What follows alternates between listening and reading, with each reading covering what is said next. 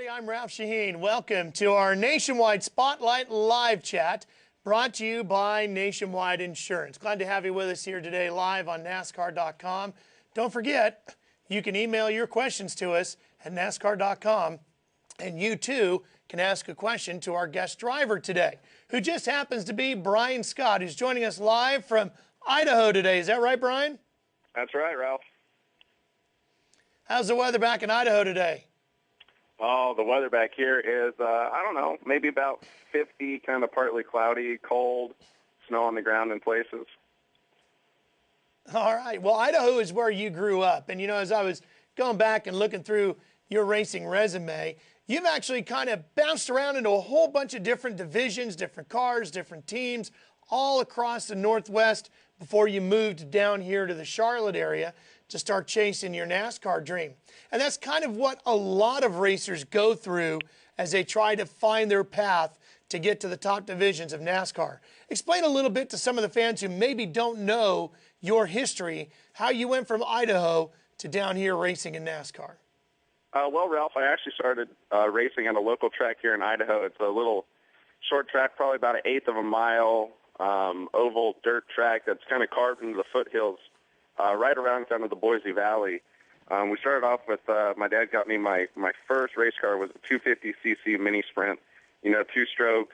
We raced that for a year, and then we moved into the 600cc's and raced those for a couple of years as a family and everything like that, and then started traveling, and then eventually got into full-on sprint cars, you know, 360 Sportsman to 360 Pro to 360 Pro and 410 every weekend is what I was running. And one thing led to another, and then I was graduating high school in 2006, and I had an opportunity to try to pursue racing as a career, and got connected with Terry Agajanian and MMI and moved out to North Carolina and started doing it. And then when you got back here, you drove a whole bunch of different divisions in the stock cars as well, didn't you? A lot of the local tracks here in the Charlotte area, as well as venturing up and down the East Coast. Yeah, I had to learn how to race on asphalt from coming from dirt, and we figured the best way to do that would be to get in a bunch of different equipment, you know, in the asphalt ranks and travel around and get to know a lot of different tracks. And I think that it really taught me a lot of valuable skills and stuff that I apply today, and you know, when I'm racing now. Well, those skills apparently worked this past weekend out in Phoenix. A fine top 10 finish, 9th for Brian Scott in Phoenix. And don't forget, if you want to ask Brian a question, you go ahead and email him right to us at NASCAR.com. And a lot of the fans, Brian, already want to talk to you. We got Brian out of Kentucky who says, great race last week. Is your confidence at an all-time high now? Well, my confidence is up there. You know, I'd say it's at an all-time high, but it's not just from, you know, a 9th place run at Phoenix. It's at an all-time high with, you know, the situation that I'm in at Joe Gibbs Racing and the team that I have and the equipment that they've been putting together. You know, that really boosts my confidence to an all-time high, not necessarily just the strong run that we had at Phoenix.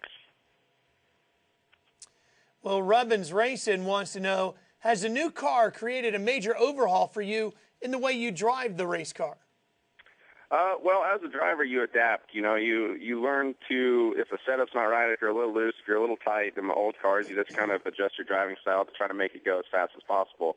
The same principles still apply with the new car. You know, it takes different setups and different things to go faster, but it's still, you know, you drive it in the corner as hard as you can, and you see if it pushes or you see if it gets loose, and, you know, you adjust your line and you adjust how hard you drive into the corner accordingly. So for me, the job is easier than I think for the teams. You know, the teams had to adjust more on the equipment side, on the setup side, on the preparation side, and then just getting a whole new fleet of race cars together from, you know, having to the older style cars be obsolete now.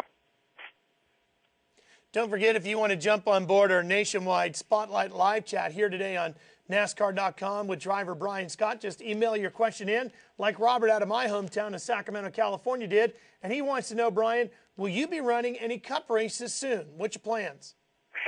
Well, Ralph, right now I don't have any plans to do any cup racing, but those are my aspirations. Those are my hopes. You know, whether it comes with a handful of cup races this year and a sponsor getting on board, you know, I would be all in for it, or if it comes next year. But right now there is nothing set in stone, but that is the direction I'm hoping to go. Well, we hope you can. We hope you can pull that off. I know a lot of folks trying to make that dream happen. Rebecca wants to know, how will you take what you learned at Phoenix and transfer that over to having a good run at Vegas this coming weekend? Well, it's everything that we learned as a team, from things that we adjusted in practice to adjustments that we made during the race, with tire pressures, with setups, with my communication with my team is a big deal that we learned. Being a new team, we've got to all figure out how to work together and how to understand each other better. And Phoenix, we made a lot of progress on that. We're going to apply that progress and then hopefully make more progress at Vegas. And then just in kind of characteristics of the car, things that it likes, whether it likes to be a little tight or a little loose. I think that I know the balance that I'll try to achieve, in practice at Vegas from what I learned at Phoenix on, okay, I need to start a run a little bit loose because these cars tend to get tighter in the long run. And then, we'll try to achieve that, and we'll see if maybe Vegas you just need something else. But right now we have to apply what we know from Phoenix onto Vegas and then try to continue learning from there. Well, and what you learned there is definitely going to transfer across to a lot of the different tracks this year, because those intermediate style speedways are what you're going to see the most of this season, correct? That is correct, yeah. And I think that Joe Gibbs Racing has a good handhold on the intermediate tracks, on the mile and a half, and kind of what they need to do with this new car to be good there. Luckily, they've got a tremendous amount of data from the Cup Series that they can apply to these Nationwide cars, and things that they've already learned over there that will hopefully trickle down to the Nationwide Series to allow them to have some really fast race cars and to win some races on the mile and a half. All right, Josiah wants to know, hey, Brian, is Vegas a track you look forward to or not? Well, that's a good question. I kind of have mixed feelings on Vegas. I really enjoy going to Vegas. I like going to that part of the country. I like going to Vegas and just seeing everything. It's such a magnificent, amazing city, and what they do, and there's just kind of always something going on, and that's exciting. And then the racetrack, I've had mixed success. I've had some not so good runs there, and then I've had some really good runs there. Last year around this time when we were going to Vegas, I had a really good run going. We were running strong in the top 10, and got caught in a racing incident trying to pass Paul Menard, where he kind of was down pretty tight on my door and sucked the air off and ended up wrecking really hard. So that obviously wasn't a good result, but we were having a good run. We were fast there. So that encourages me, and I just want to, put something together where we can be fast again, but get the result that we deserve.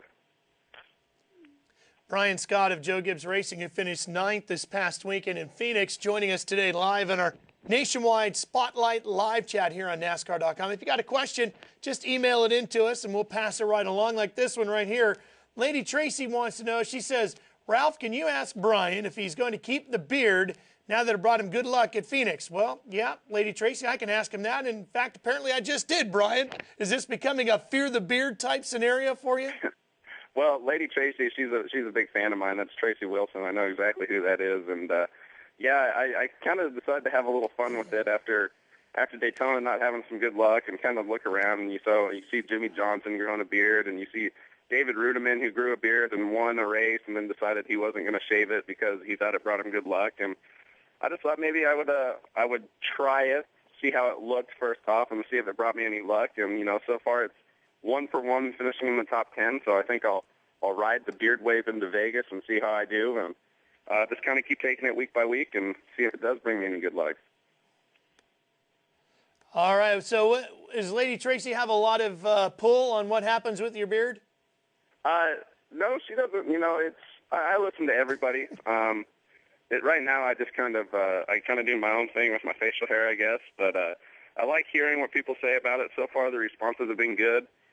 People seem to like the beard a little bit, so I'll keep it going. And I don't know, maybe I'll change it up. Maybe I'll go to a goatee or something like that. But I think that I'll at least walk into Vegas rocking the beard. Is it just facial hair, or is a mohawk potentially in your future? No, I have a ugly, ugly head. I got to keep as much hair on my head to try to cover that as best as possible, and a mohawk would just not be good for me. So maybe you just grow it extra long then? No, I can't really grow it long. My hair's kind of stuck in a holding pattern with what I got. It's about the only hairdo that works for me. All right. Well, Nick Gardner wants to know, Brian, what's your favorite driving style and your favorite track?